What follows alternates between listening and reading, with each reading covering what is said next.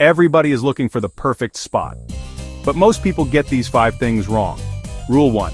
If cars are speeding past, they won't stop. Rule 2. People need to walk within half a meter of your door. General crowd flow isn't enough. Rule 3.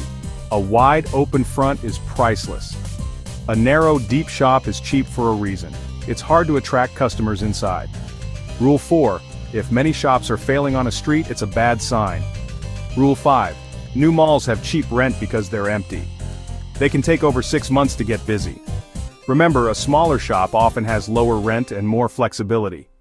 Do your research, follow these rules, and find a winner.